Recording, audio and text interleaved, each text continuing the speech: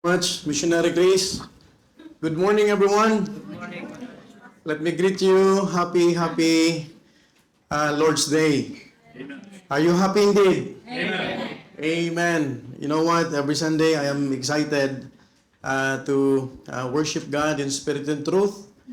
And also, I'm always excited to meet visitors. I think yung bisita po ni Sister Ching ay, apo niyo to, no? Si Angelic at saka si Vincent. Ayan. But thank you for the visitors that we have, both online and on-site. And I hope and pray that we could worship God in spirit and truth.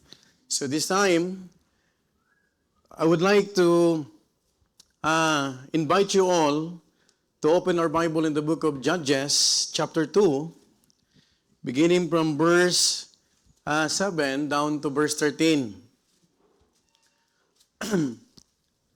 Judges chapter 2, from verse 7 down to verse 13. And if you are there, please say Amen. Okay. For those brethren who are not or visitors or wala po mga Bible, please don't worry. It's available in our screen from Judges chapter 2, from verse 7 down to verse 13. We'll have a responsive reading. From verse 7 of Judges chapter 2, the Bible tells us, "And the people served the Lord all the days of Joshua and all the days of the elders and that outlived Joshua, who had seen all the great works of the Lord that he did for Israel."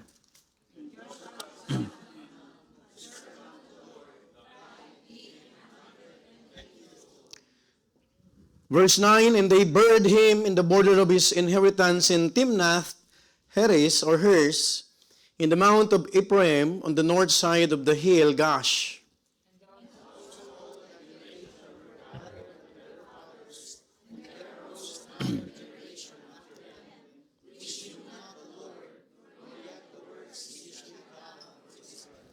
Verse 11, the Bible tells us, "And the children of Israel did evil in the sight of the Lord and served Balaam."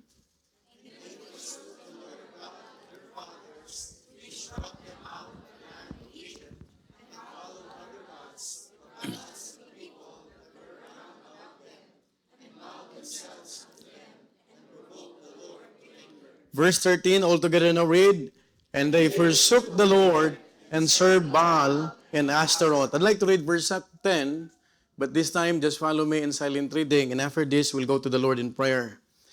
In Judges chapter 2, verse 10, this is the key verse for the message this morning that the Lord impressed upon my heart. And it says, "And also all that generation were gathered to their fathers." I'd like you to notice this phrase, the second phrase. "And there arose another generation after them, which knew not the Lord, nor yet the works which he had done for Israel." This morning, I'd like to preach a message I entitled, "One Generation Away." One generation away. Let's go to the Lord in prayer. Our most loving and gracious God, thank you once again, Lord, for entrusting us this precious time to see ourselves, Lord, worshiping you in spirit and truth.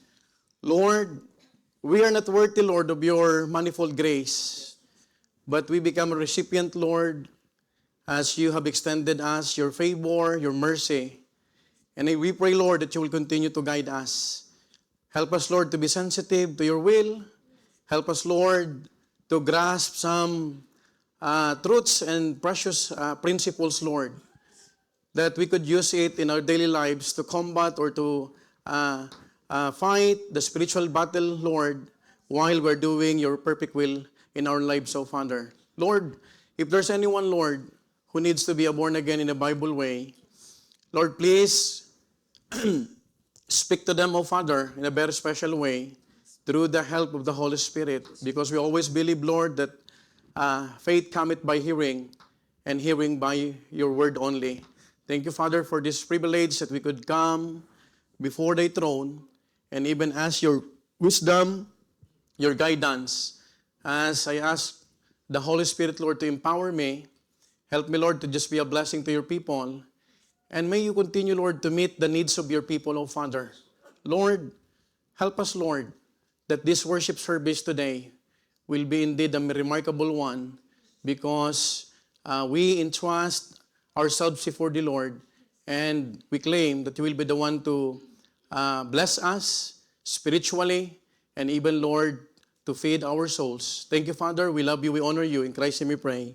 Amen and amen. Please be seated.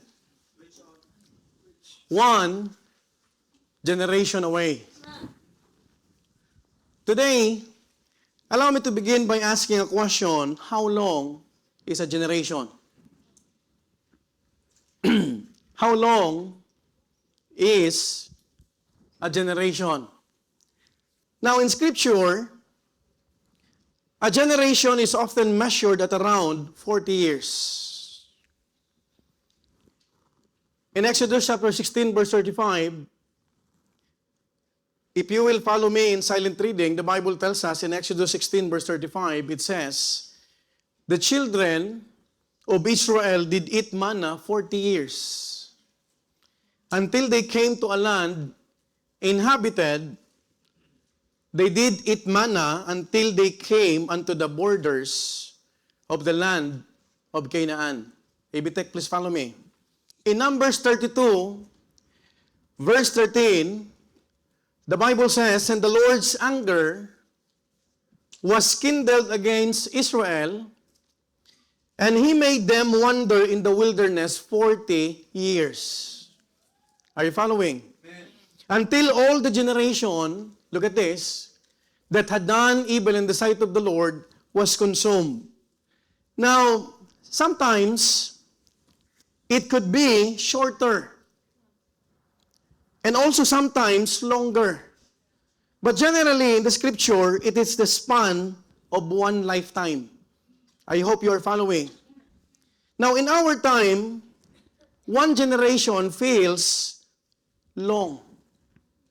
Parang ang tagal. But have you noticed today is March 1? Sobrang bilis ng takbo at ikot ng araw. Now, it is enough time for a baby to grow into adulthood. You know, I've seen the little Bethanites. Ngayon, they are singing. They are junior YPs. At may mga crush na. Parang kailan lang, si Selena ay pasuot-suot sa mesa. Hello? Parang kailan lang si Chelsea, may muta pa yan eh. Si Pastor naman. Now, enough time for an adult to build or break a legacy. Also, enough time for a nation to radically change direction. Look at what is happening in the Middle East.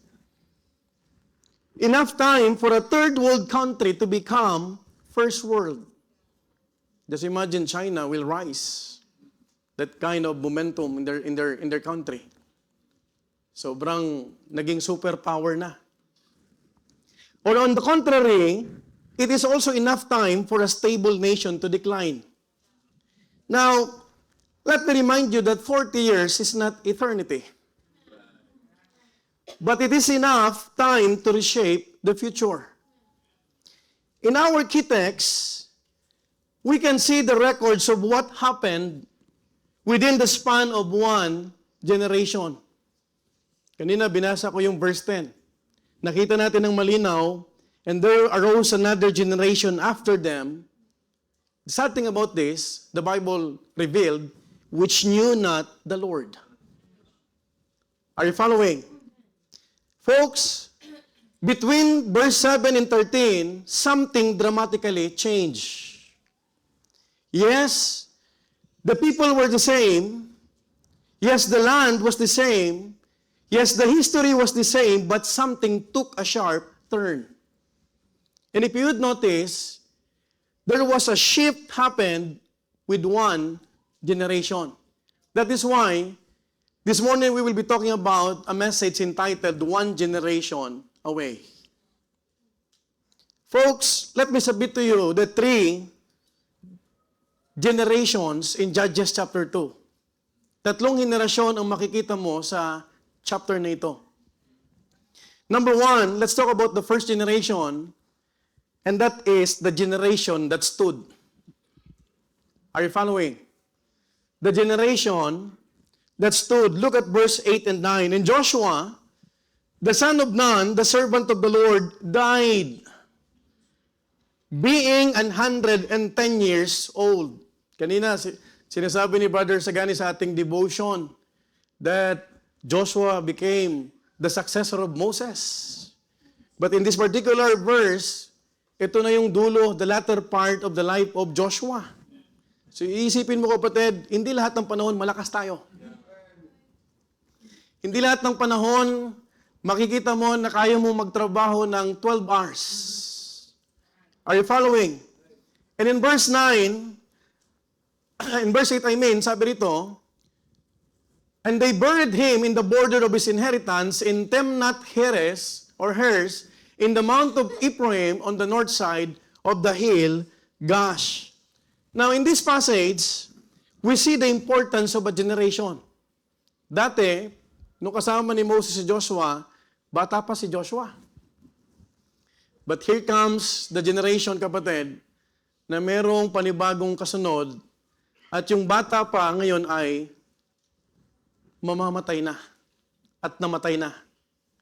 Now, in Deuteronomy chapter 34, you would see that Moses died and was buried. Moses died at age 120.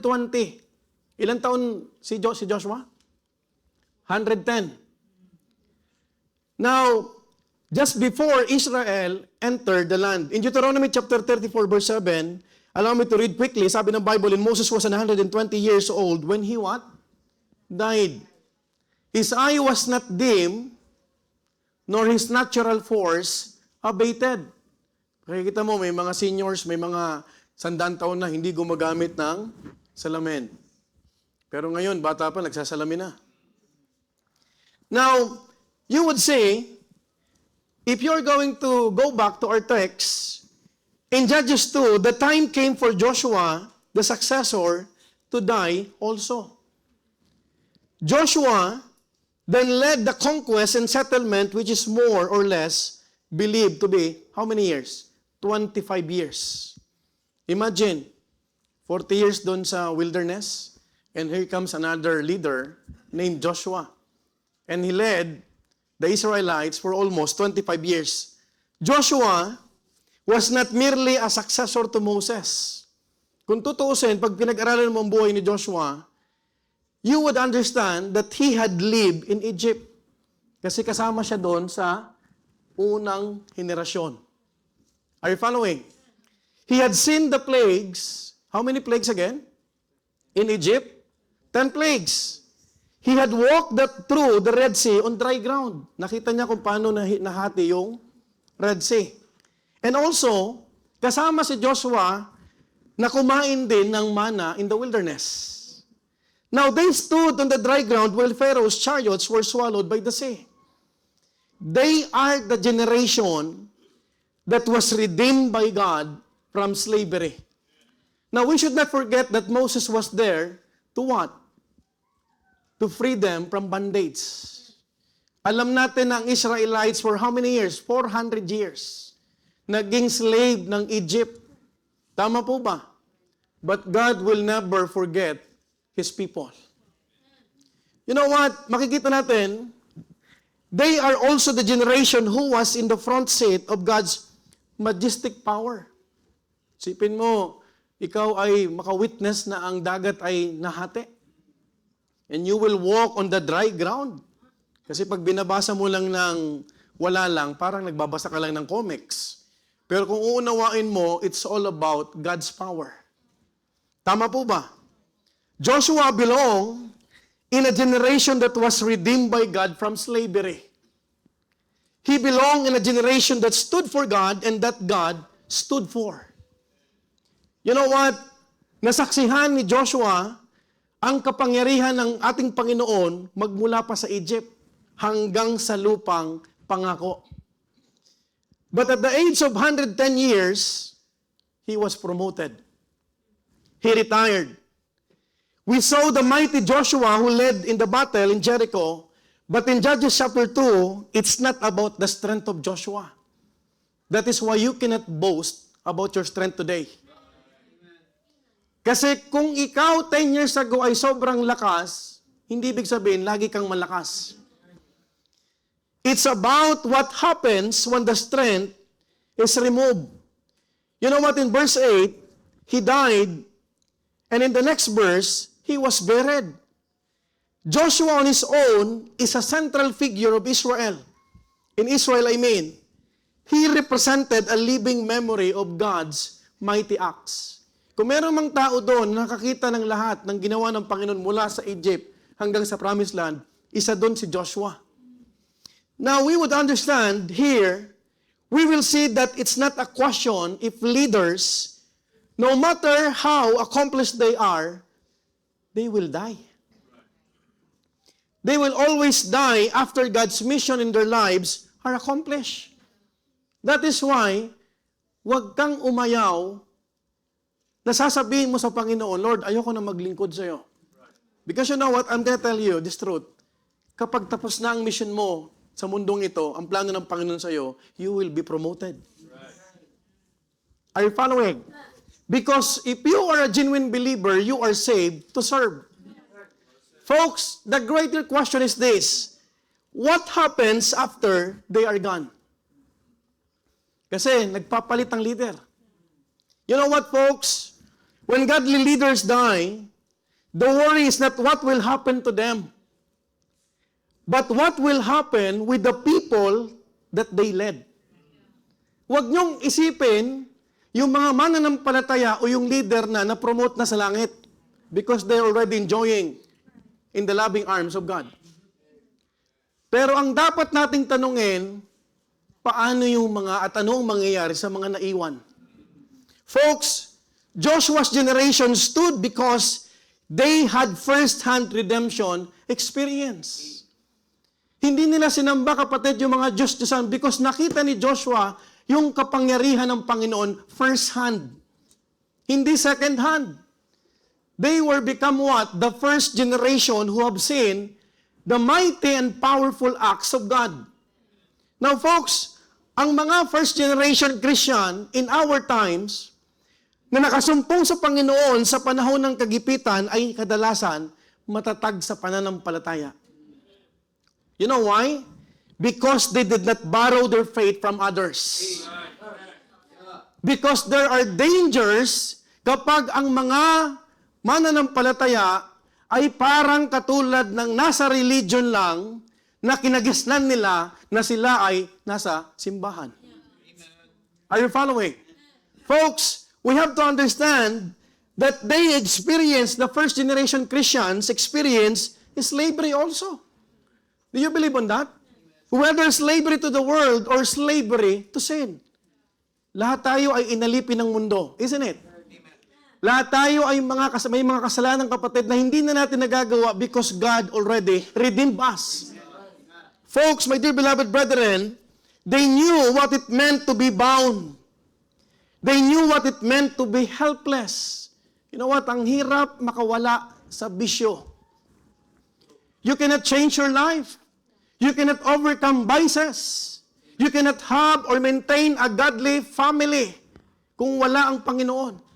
But since God is a powerful God, we are reminded, kapatid, as a first generation in our time, just like what the Bible tells us in Titus 3:5, look at what the Bible says in Titus 3:5, for we ourselves also were sometimes foolish, disobedient. We are also deceived. Ilan sa atin dati ang nasa religion.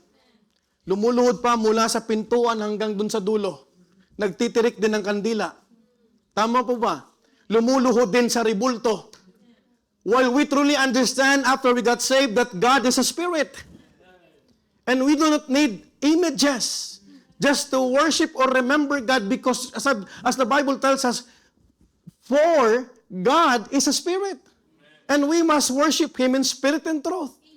Ilan sa ating kapatid ang nadaya din, kapatid, na tayo ay nagpatirik ng tinatawag na kandila para umangat ang kaluluwa ng ating mahal sa buhay mula sa purgatorio na wala naman sa Biblia. Are you following? Are you listening? Folks, that's like what the Bible tells us, serving diverse lusts and pleasures, living in malice and envy, hateful, and hating one another. In verse 4, look at what the Bible says, but after that the kindness and love of God and Savior toward man appeared, look at verse 5, not by works of righteousness. Salvation is by grace through faith alone. Sa aming mga bisita, hindi po tayo maliligtas sa ating mabuting gawa. It is clear from the Word of God, not by works of righteousness. Because if salvation is through good works, why is it Jesus Christ needs to be crucified on the cross? Ang sabi ng Bible, which have done, but according to His what? Mercy, He saved us. By the washing of regeneration and renewing of what? Of the Holy Ghost. Because if you will accept Jesus Christ and if you will repent of your sin, the Bible tells us, but as many as receive Him, to them gave He power to become the sons of God. Even to them that believe on His name. Folks, my dear beloved visitors, ito po ang dahilan bakit po namin kayo iniimbita.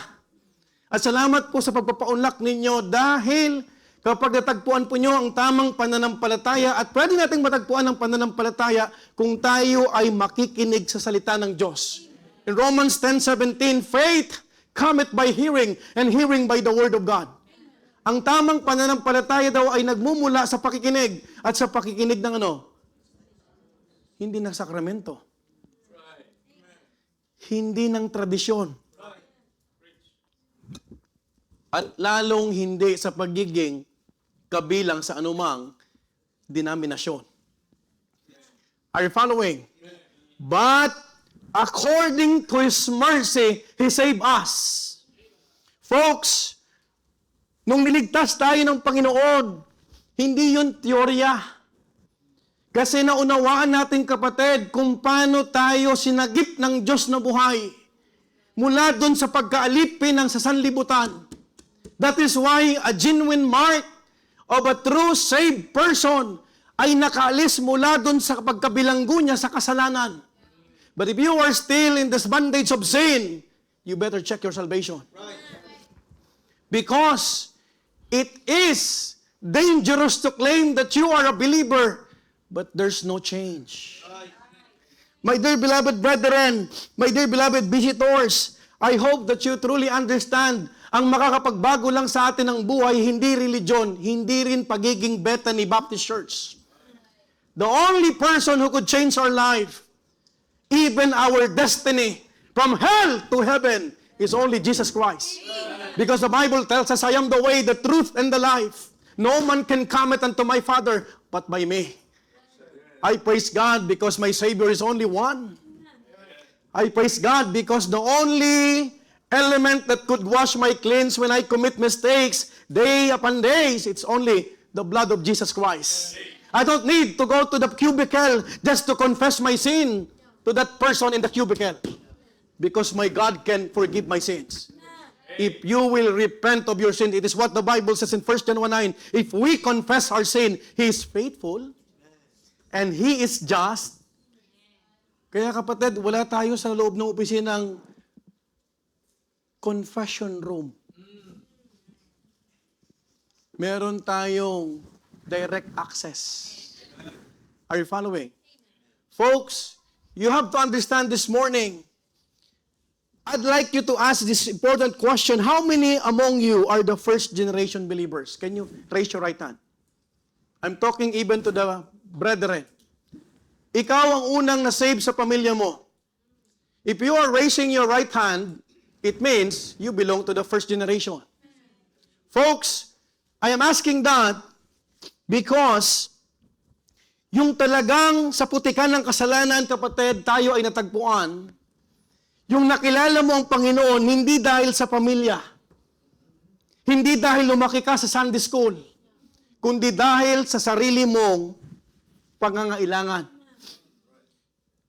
Sometime in October 10, year 2000, someone explained to me that if I will die, if I'm not sure about going to heaven, hell is a sure place for me. Folks, listen to me. If you are a first-generation Christian, kayo ang nakakaintindi ng bigat ng salitang kaligtasan.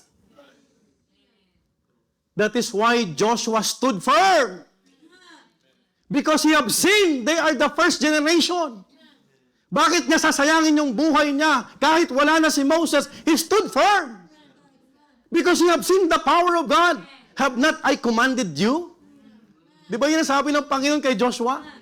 Tama po ba? And do you know who's the person who said, this book of the law shall not depart out of thy mouth? Sino nagsabi noon? The first generation. It's Joshua.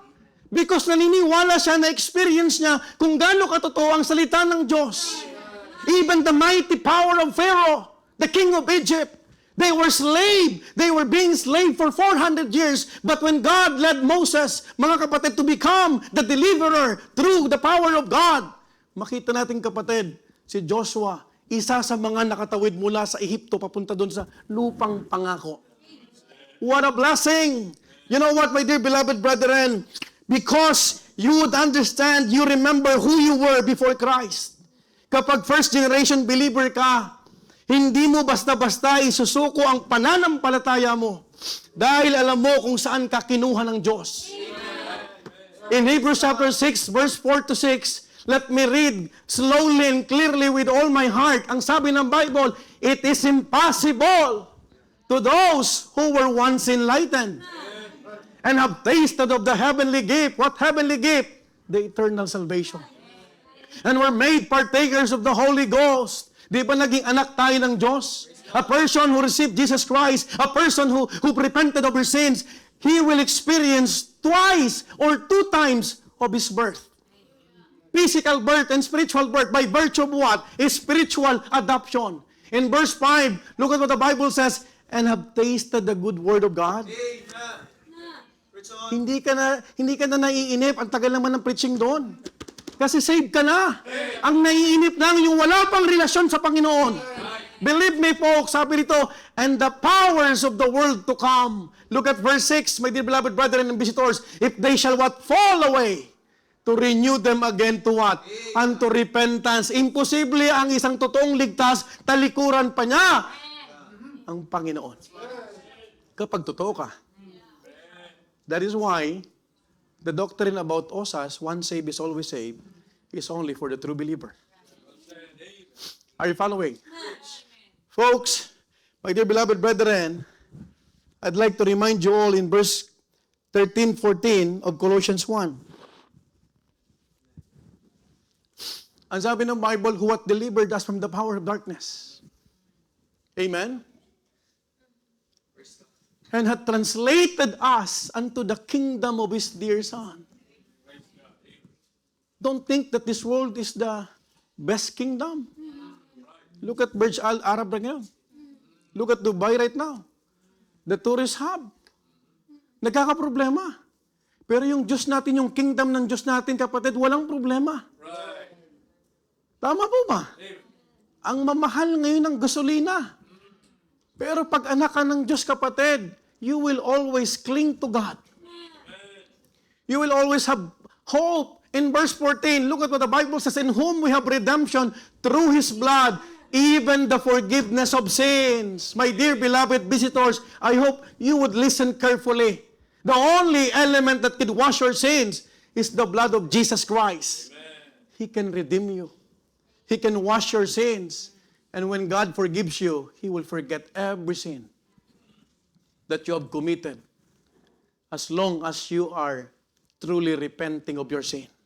Folks, my dear beloved brethren, Moses and Joshua died serving the Lord up to the very last moment.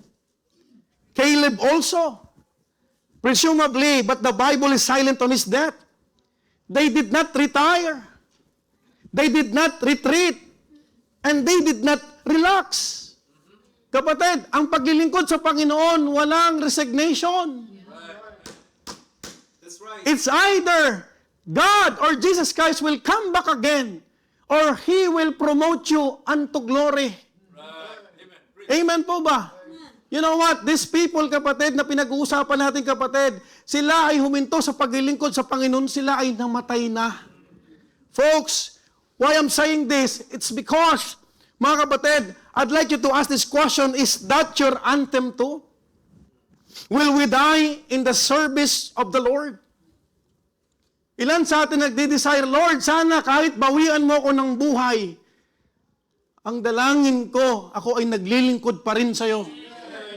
Folks, my dear beloved brethren, because the generation that stood did not merely start well, they finish what? Standing. And that must be our anthem too. Not just redeemed, but resolved. Not just saved, but steadfast. And not just delivered, but devoted to the very end. Kaya ang team natin steadfast. Amen po ba? Firm.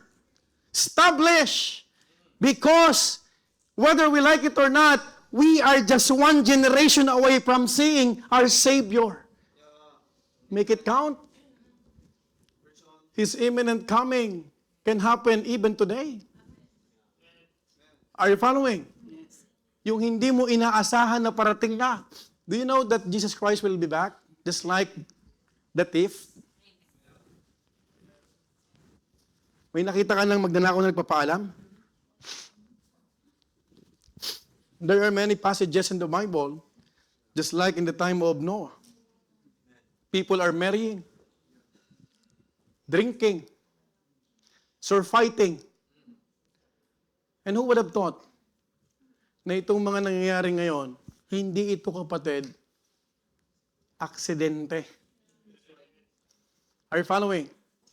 That is why I encourage you this morning, if you are the first generation, kayong Cortez family, wala na si Brother Loreto, I hope you will stood firm also. I hope you will not forget how God helped us from the miry clay of sin. Amen po ba? I hope wag nating sayangin yung deliverance ng Panginoon. Number 2, the 3 generations in Judges 2. Number 1, generation that stood. And number 2, the generation that served. Look at verse 7 and 10. The Bible tells us the people served the Lord all the days of Joshua. And mind you, folks, look at this. This is very important. And all the days of the elders that outlived Joshua. Wala na si Joshua, wala nang leader. Who had seen all the great works of the Lord that He did for Israel in verse 10. And also, all the generations were gathered unto their fathers. That's paused for a while. And you know what? The good news is, Joshua was able to pass the faith to the next generation. And he saw it with his own eyes. Nakakatuwa, kapatid, kung ang sarili mong anak, nakikita mo na marunong na mag-pray. Kasi ikaw ang nagturo. Pero nakaka-devastated, kapatid, or devastating, na marinig mo anak mo na nagmumura na. Are you following? Why?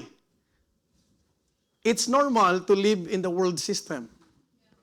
But it doesn't mean that you will go with the flow. We must make a difference. Amen po ba? Huwag kang masyadong pakampante at komportable na ang anak mo ay materially marami.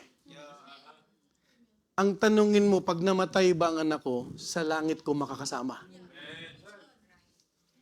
Sometimes, you are boasting about the success of your children in this world.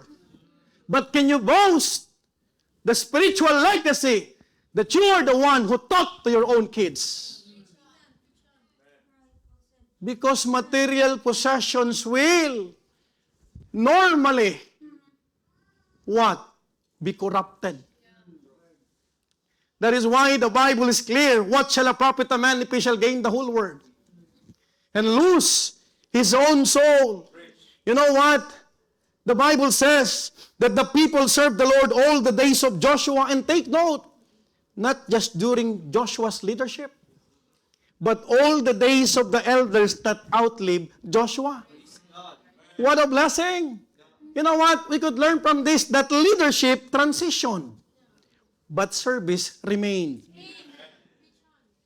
May mamamatay na leader, may mawawalang leader, pero hindi ibig sabihin ang paglilingkod matatapos kasi wala na yung leader. God can put and replace another leader, another generation who will serve God. That is why serving God is only a privilege. It's not entitlement. The Lord humbled me when I am contemplating this because God can replace everything. Folks, one of the reasons could be this. They had seen all the great works of the Lord and all that He did for Israel. These elders did not necessarily initiate to conquest like Joshua, but they had seen the works of the Lord. Kasama ni Joshua. They were living witnesses of what God had done. Their faith rested on remembered works. You know what? They could personally claim and say, we saw what the Lord did. Kasi ang taong nakaranas ng personal, hindi mo pwedeng mabali. Tatayo yan. Tama po ba? Nakita nila yung kapangyarihan ng Panginoon. And brethren, listen to this. They did not stop with knowledge. It translated to service. Kaya hindi ito, kapatid, pwede mong sabihin, ako ay galing sa pamilyang Kristiyano na. Ako ay yung magulang ko ay Bible college graduate pa.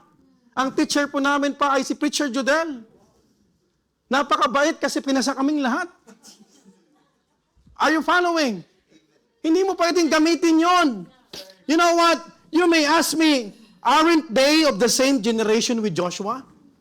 After all, they all went to the promised land together. But listen to this. We must remember that in the wilderness, the first generation died already because of unbelief. So basically, this generation is no longer the first generation.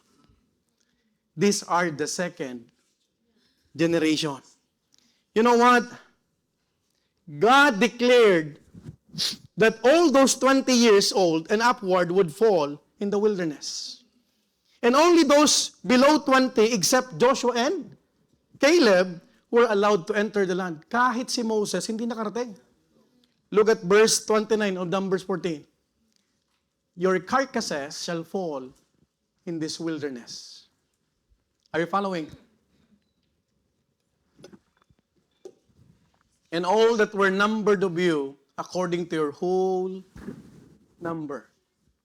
From 20 years old and upward, which have murmured. What? Against me. So in essence, they are the second generation since their fathers died in the wilderness. Do you agree with me? It is clear. Yes, they were the second generation. Why? Patay na yung kanilang mga magulang. But they crossed the Jordan. They marched around Jericho. They saw the land subdued. They were young when judgment fell. They saw the sin has consequences. And what they saw mattered to them. Kaya nga, napakahalaga sa mga susunod na henerasyon na ipinapakita mo yung pagiging Kristiyano. Are you following? You know what? With God, there is no tire when it comes to believers. The first generation is not better than the second generation or third. But the context of faith is not always the same. Why? Because some come to Christ out of visible bondage, while others grows up surrounded by truth. Tama po ba? Sino po sa inyo ang second generation dito? Nakilala mo ang Panginoon because your parents brought you here. Could you please raise your right hand?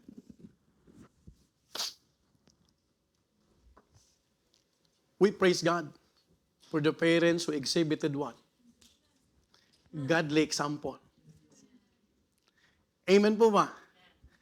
And that is why we need to understand that neither is superior, but each faces a different test. What kind of test is you're talking about, Pastor? The first generation must prove their conversion is genuine. You know what? Madadala mo, someone asked me during my discipleship lesson, Pastor, can my family will also go to heaven or will be saved? I told him, God promised salvation individually. But there was an account in the Bible in the person of Philippian jailer. Sirs, what must I do to be saved? You remember Paul and Silas? During the prison? When they were in the prison, there was an earthquake. And then he thought that they were gone already. But he drew the sword just to kill himself. But Paul shouted, don't harm. We are still here. Are you following? And that's the reason why the Philippian jailer asked Paul and Silas. Because in Roman time, if you are a warden or prison keeper, kapag nakawala ang bilanggo na binabantayan mo, it is tantamount what? Ang consequences niya ay mamamatay ka rin. Sirs, what must I do to be saved? And you know what? Apostle Paul replied immediately, believe on the Lord Jesus Christ. Amen. And you will be saved. And thy house. It's not by default. It's all about winning them by your testimony. Because salvation is a personal matter. It's a personal thing. Kayo pong second generation na dinala kayo ng mga magulang nyo sa simbahan na ito, hindi ibig sabihin na kayo ay nandito dahil ang magulang nyo ay ligtas. Ligtas na rin kayo. Are you following? You know what? The first generation must prove their conversion is genuine. The second generation must prove their inheritance has become personal. Hindi lang siya basta gumagaya. Hindi lang siya kapatid na taniman. Hindi lang basta na doktrinahan. Let me ask you, pumupunta ka ba sa church dahil naunawaan mong may Diyos na sinasamba? Or you are here because your parents will get mad at you? Are you following? You know what? In Judges chapter 2, the second generation truly knew the Lord. And its evidence is not just on their service, but in their what? Continuity. Wala na si Joshua. They are still serving. Question. Kung nakita natin na tayo kapatid ay isa sa mga ikalawang henerasyon, perhaps you are born into a Christian home. You know what? Hindi ako na binyagan sa religion because my parents are both Baptist already. But do you know that I got baptized twice? Because the first one is only mental faith. Because every time my parents brought us, tatakbo na kami. Alam ko sa isip ko may Sunday school. But I have no personal relationship with Him. I got saved when I was 20 years old. October 10, year 2000. Someone asked me, if you will die today, are you sure that you will go to heaven? You know what? The preaching is about hell. And that time, I just realized that I'm not saved. Hindi ibig sabihin ligtas ang magulang ko, Sister Flor Monte, at yung lola ko ay ligtas din ako. It's a personal thing.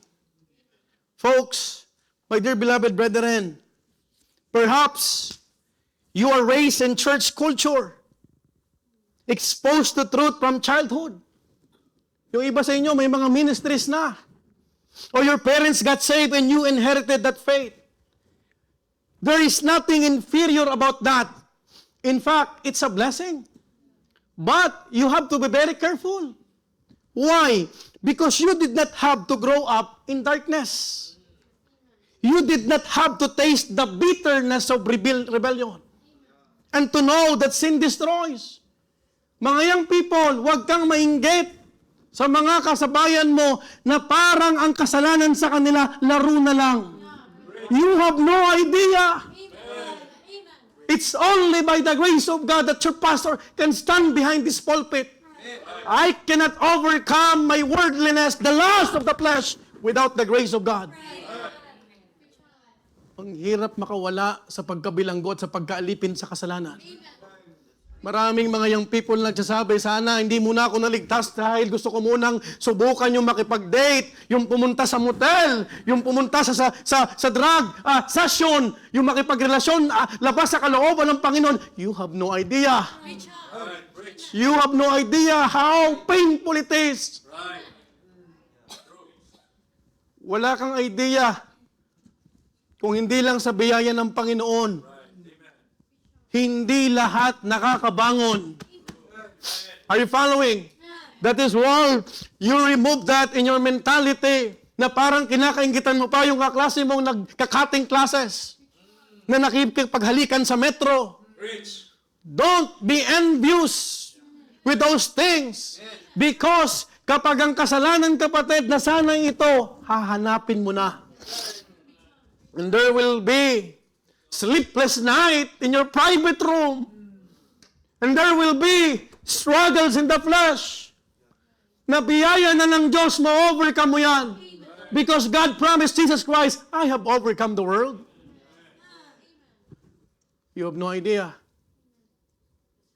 You have no idea how painful it is. You know what? You have to listen carefully. Being raised around faith is not the same as owning faith. Hindi ako naligtas dahil ang pagulang ko ay ligtas. At ang mga kapatid ko ay ligtas. You may inherit Christian structure. Christian vocabulary. Alam mo rin yan, John 3:16. Christian habits. Alam mo din na pag may invitation, pumupunta ka rin. But it is very dangerous. Kung yung ginagawa mo ay ginagaya mo lang, you cannot inherit conviction automatically.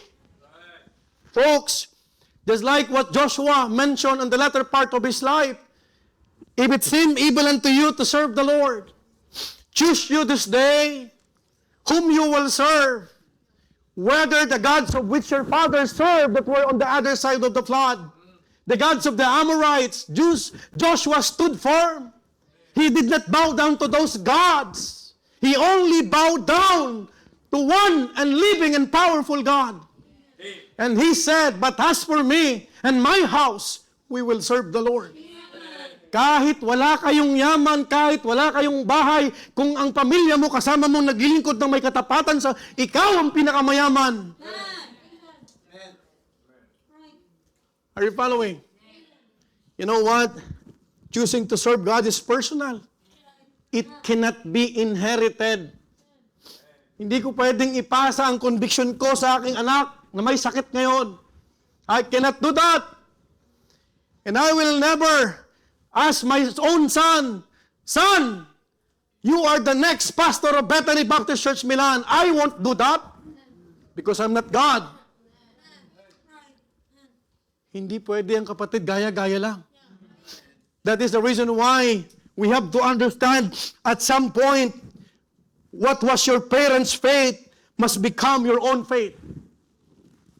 At some point, what you were taught must become what you believe. Young people, I give an idea. If you're still living under the same roof with your parents, you ought to submit. And I'm talking to all young people. You look at me, young people. If you don't want to submit to your parents under the same roof, you go out. And do your own thing. But as long as you are living with your parents and they are the ones who prepared food, they are the ones who are paying bills, you have no right, even a single right, to rebel against your parents. Are you following? Maraming young people ngayon, mga kabataan, walang galang. Are you following? And sad to say, There are many Christians, parents Christians, who are allowing their kids to what? To lambast them. To disrespect them. But do you know, kapatid? At some point, church must stop being your family's routine and become your personal commitment. Amen. Hindi ito dapat, Sabado, pupunta kami sa linggo. It's a personal commitment. Kapatid, hindi pwedeng alam mo lang, Jesus saves. Hindi pwedeng alam mo lang na kumanta ng hymnals din.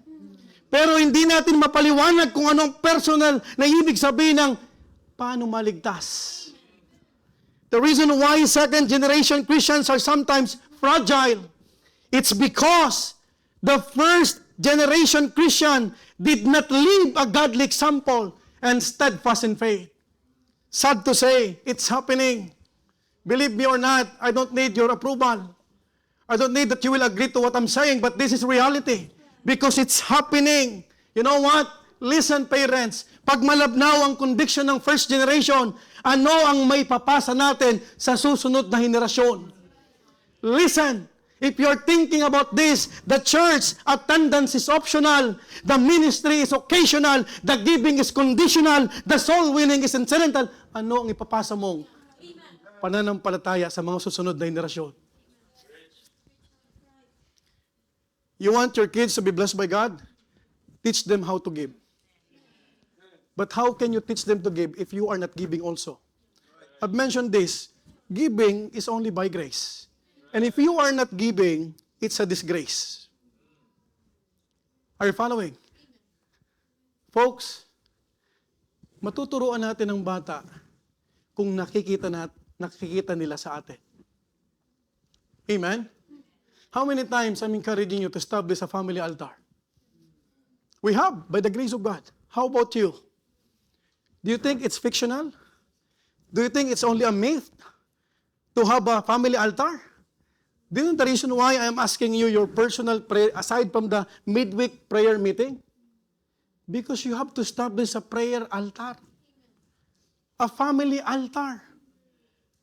Kapatid, hindi natin makukombat at malalabanan ang mundong to kung walang panalangin.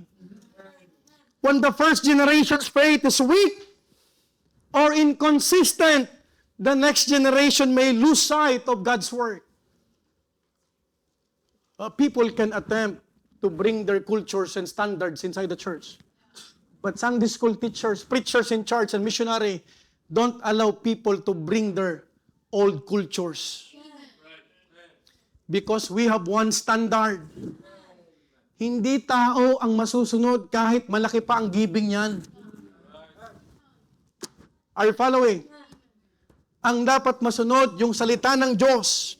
The Bible says in Deuteronomy 6:6-7, ang sabi ng Bible, in these words which I command thee this day shall be in thine heart. Verse 7, and thou shalt teach them diligently unto thy children, and shalt talk of them when thou sittest in thine house, and when thou walkest by thy way, and when thou liest down, and when thou what? Risest up. Folks, ganito ba tayo sa ating mga anak? Bago matulog yan, do you remind them how to pray? That they need to pray.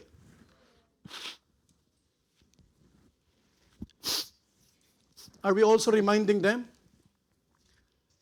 Pagising nila, magpasalamat sa Panginoon. If you are a second-generation believer, listen. Maybe you did not experience the miracles your fathers live out.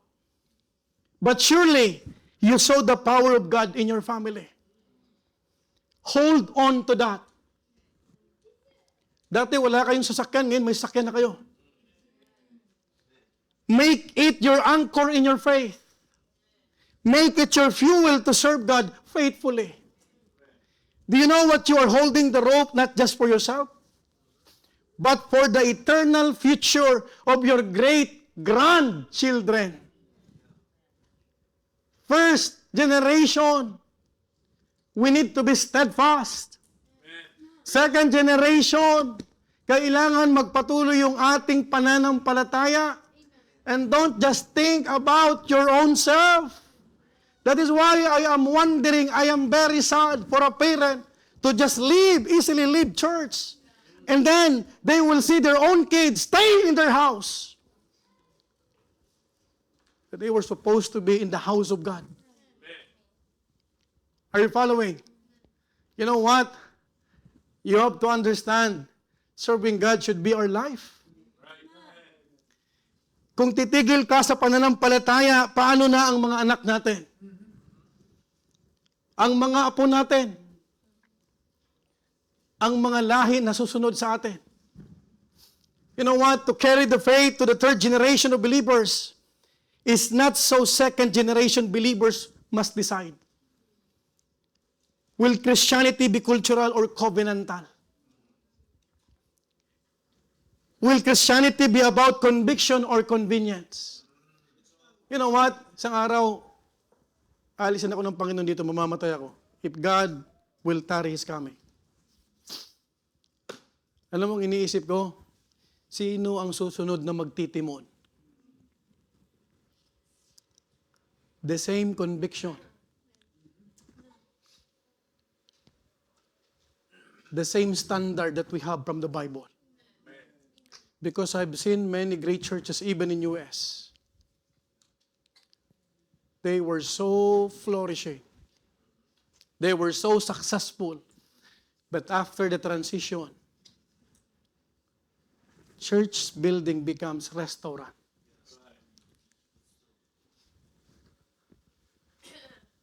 Hello? Are you listening? That's the reason why hindi lahat ng pananampalataya ay nakakatawid sa pangatlong henerasyon. Not every faith survives to the third generation. You remember in our text in verse 10? Can you please flash that, verse 10? Ang sabi ng Bible again, let's go back to our text. In verse 10, sabi, and also all that generation were gathered unto their fathers, and there arose another generation after them. Here's the sad thing, which knew not the Lord. Gaano kasakit? Halimbawa, kung magiging malamya tayo, magiging malabnaw tayo dito, yung anak ko, pag wala na tayo dito, walang conviction. Pupunta sa church kung kailan gusto. Listen, magbibigay kung kailan convenient. Hello? Aattend ng soul winning kapag natripan lang? Is that what you want? Is that the kind of generation you want to foresee or to envision? Kapatid, you have to understand, may mga pananampalatayang nagsimula sa apoy, pero natapos sa abo. Let me repeat. Maraming nagsimula, sobrang init, nakakapasok. Halos araw-araw gusto mo sa church.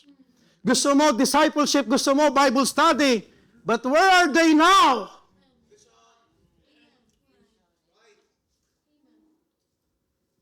That is why it's very dangerous to have a lukewarm heart. Hindi mo makita kung mainit o malamig. Are you following? Pag namatay ang magulang, nakakalungkot, balik sa mundo. I don't want that my son will embrace the miry clay of sin. Parents, look at me. Are you thinking of your daughter? Are you also thinking of your son? Alam mo ba pag gumagawa ka ng mali, alam nila yan? Don't be deceived. Pag may ginagawa kang sekretong kalokohan, alam nila yan. Are you following? Huwag mong isipin, hindi yan alam. Magugulat ka na lang sang araw. They're gonna curse you. They're gonna point their fingers to your face. Who are you to tell me You are the one who is doing that. But how about if your kids will be telling you someday, you know what, Dad? I'm thankful to the Lord because you taught me how to pray.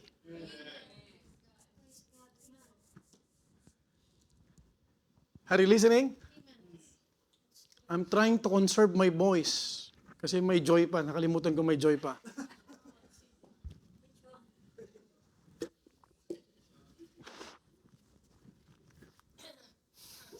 Parents, I encourage you, try your best to ask your children if they are truly saved. I encourage you. Don't be content with a simple yes. If they will reply, yes, Dad, yes, I'm saved. Don't be content with that. Ask them why. Ask them how. Ask them intentionally. Alam mo ba, ang anak mo na walang pagmamahal sa salita ng Diyos, pero nagkiklaim na ligtas, unsaved? Hindi nyo ba alam kaya kayo nakakita ng young people na pag nasa labas parang nakawalang kabayo? Because they are unsaved. Wala akong alam na ligtas. Napakawala. I know that there is a parable of prodigal son. Right? But you will not remain on sin. Ang totoong ligtas, babalik at babalik yan. Are you following? Tanungin mo na anak mo, son, are you saved? Why is it I need to force you to wake up every Sunday? Why is it when I'm giving simple instructions, you are not following? Because people nowadays, they're trying to tell people that we also believe God. But do you know the marks? One of the marks that you really believe on God is if you are obeying God's commandment. That's why mental faith is very dangerous. Right? Tanungin mo na, anak, kung ligtas ka, bakit ganyan ang ginagawa mo? Hindi ka nagpipray. You ask them, what is your devotion?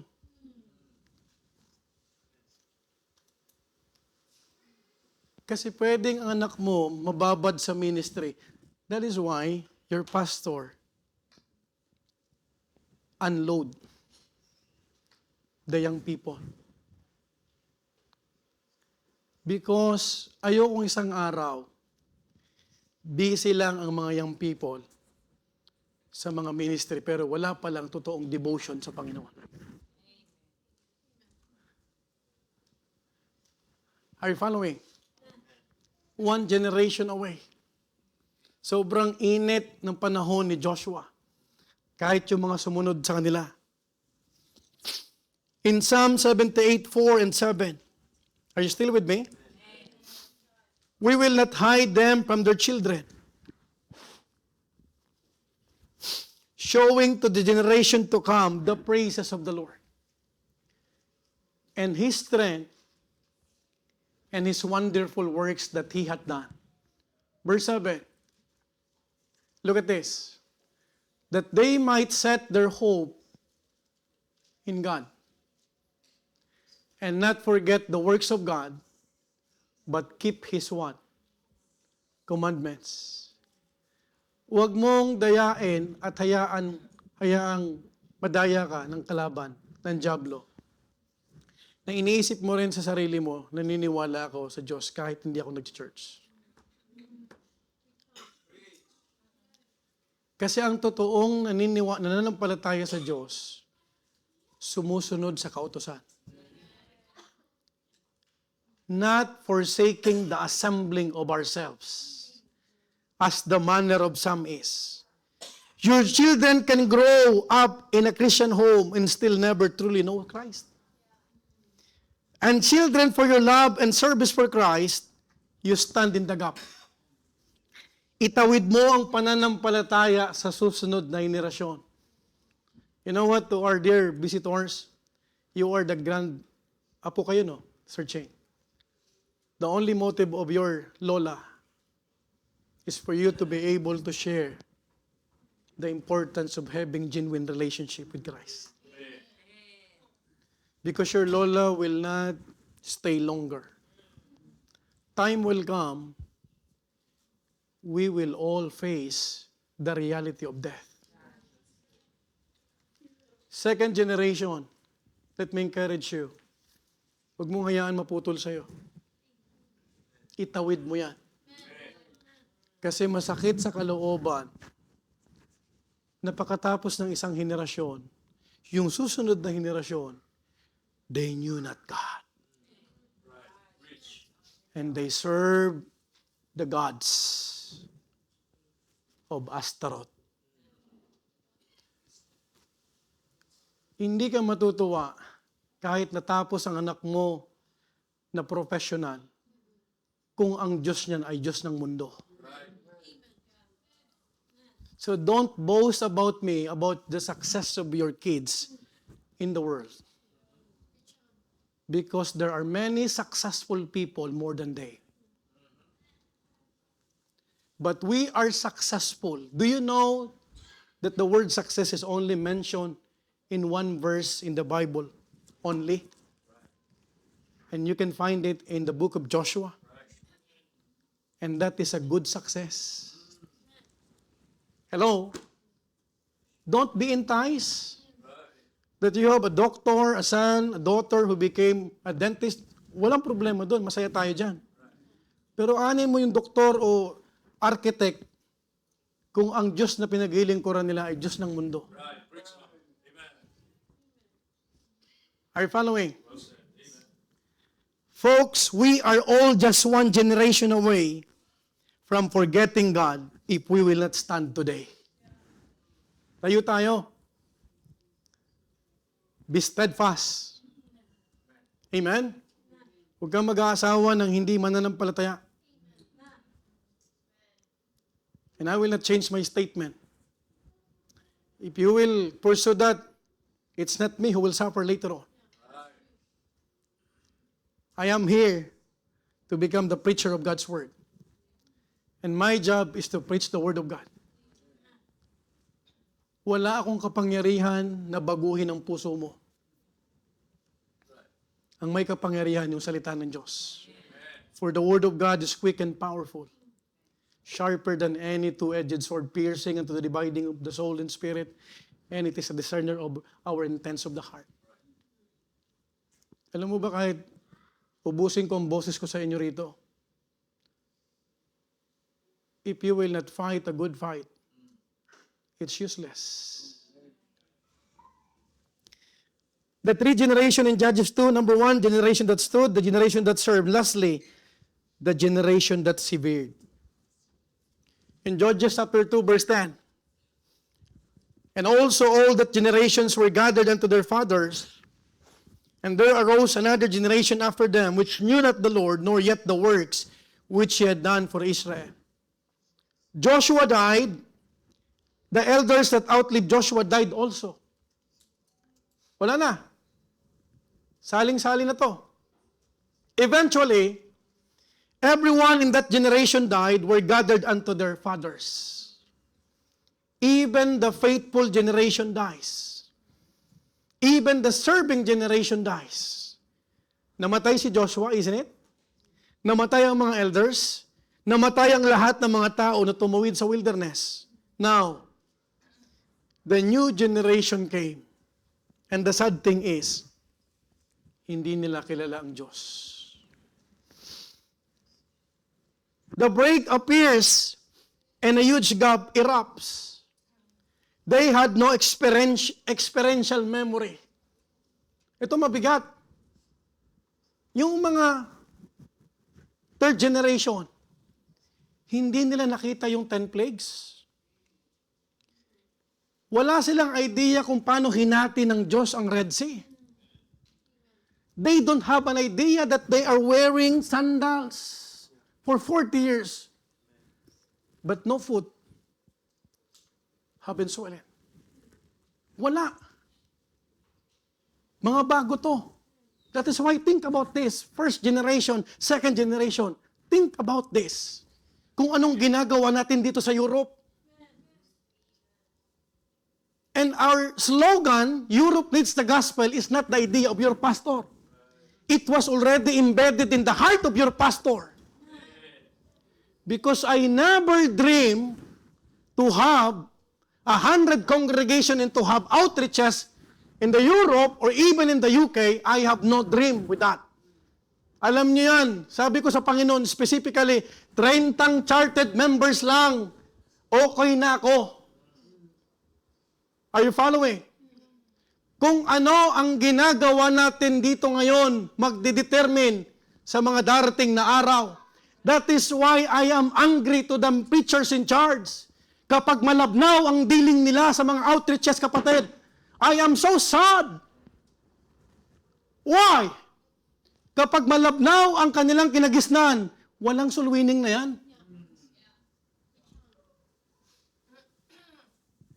Do you know, even the mega churches, they have a few attendants every midweek service. Hello? Because prayer meeting is no longer a priority. Are you listening? They may have heard the stories, but sadly, they did not own the faith. They grew up in the land of promise, but the God of the promise was not personal to them. This is a spiritual severance. Nasa lupang pangako sila, pero yung Diyos na nangako sa kanila, hindi nila kilala.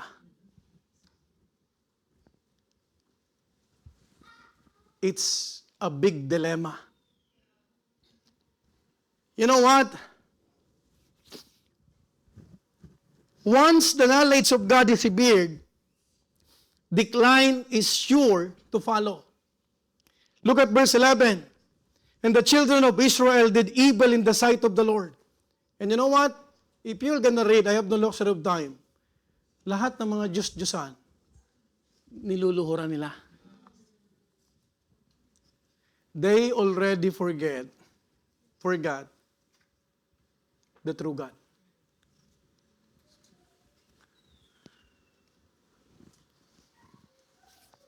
Think about this. Kung itong church na to ay malabnaw, at ang pastor nyo ay malabnaw, para lang mag-stay ka, magiging mabait ako sa preaching lagi. To please you, para mag-remain ka. Ayoko na magpastor. I am willing to give up my pastorate office kung wala ng kabanalan dito. Yes. And it's coming from my heart. I appreciate what Sister April is mentioning in her testimony. Kasi hindi lahat na-appreciate siya. Akala mo ba ang tumayo dito, ano ka lang? It's not easy. It's not easy. Hindi madali. Are you following? Brethren, a generation does not wake up and decide. Alam mo, sabi nila, let us abandon the Lord. It is easy for them. Biruin mo yung apo mo, wala nang pakialam sa Diyos. 80 years na. It simply stops knowing, stop serving, stop believing. They knew or they know God from how their parents knew Him and not personally.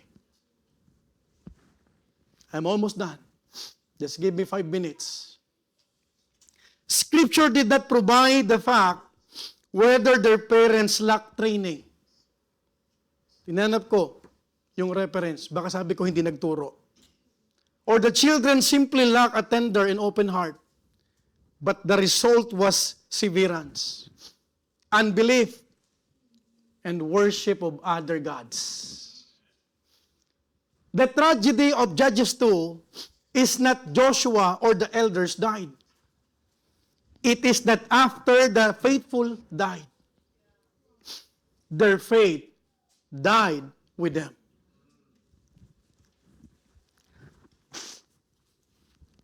Brother Roger Arqueliano, before he died, he was mentioning this to me. Sir, hinahawakan ko yung kamay niya. He cannot speak well. Huwag niyo pong pabayaan ang mag-iina ko.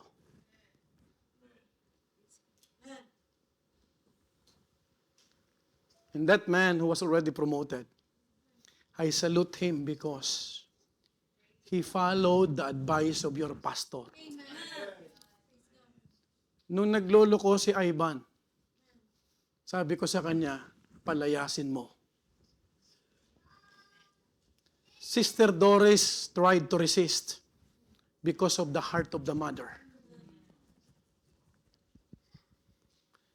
And people are easily attacking me and accusing me. You know what? Kaya ganyan ang pastor? Kasi walang anak yan eh. Because during that time, there was Gab is still in the prayer list. But do you know, Gab will turn to 3 years old this coming November. I have the same message. Sinabi ko sa kapatid ko, kung hindi magpapasakop yung anak mo, palayasin mo.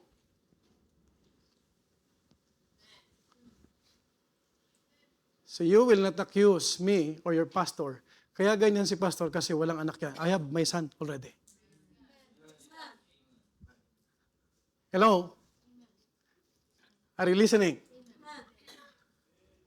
Are you following? People at the back.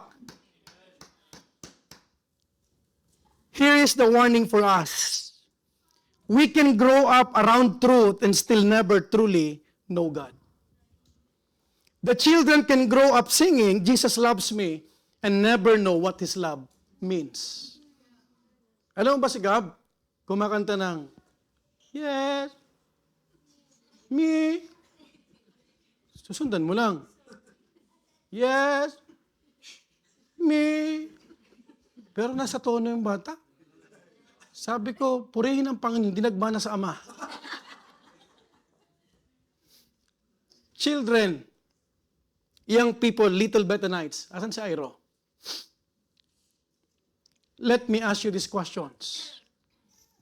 If no one pressured you to attend church, would you still come?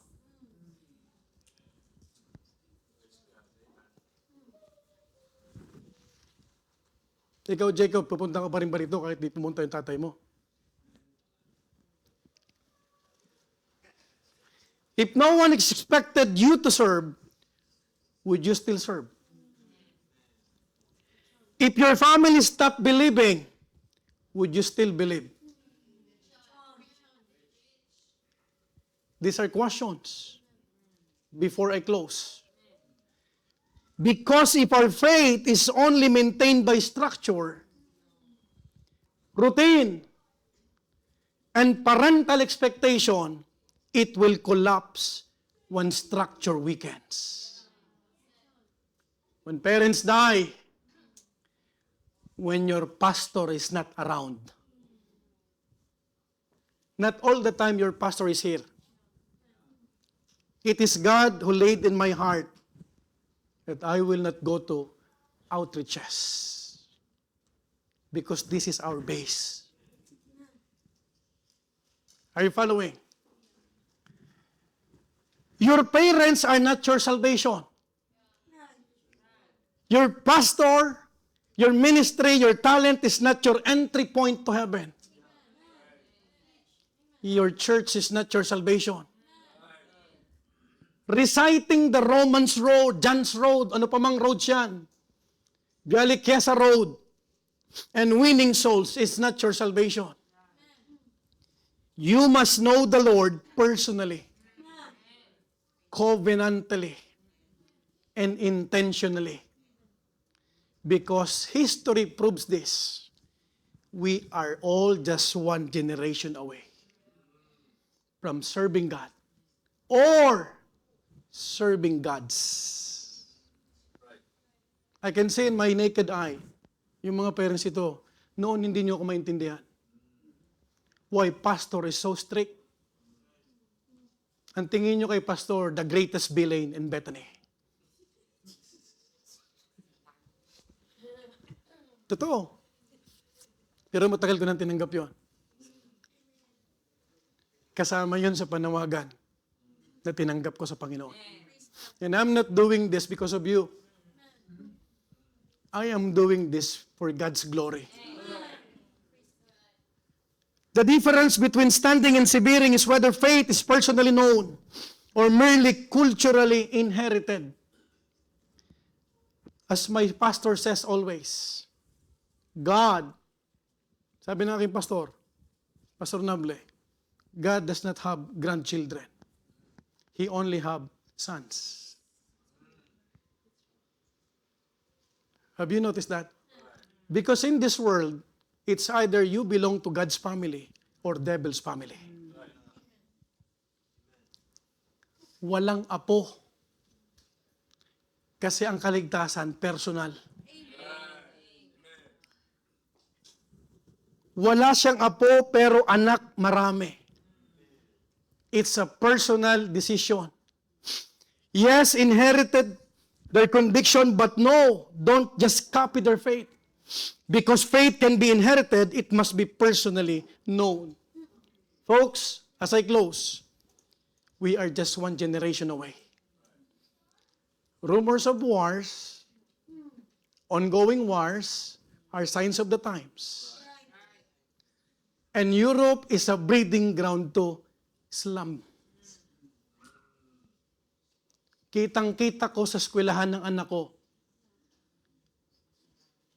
Sa 30 estudyante, 70% dyan, puro lahi ni Ismail. Kung hindi tayo magtuturo ng tama at magpapatuloy, sinong magtuturo dyan? That is why we need to understand we must be very faithful now. Because we are not building for applause, not even for personal legacy. We are building for the next generation of believers who will serve God. If not, one generation away who knew not God. But it's my desire, and I am reminded why God called me. Keep on. Be steadfast. Not all people who will listen will embrace this teaching. But what we are doing in the church, your faithfulness,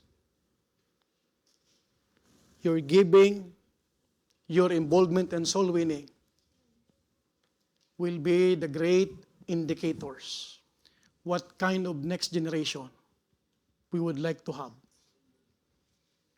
And it's only by the grace of God.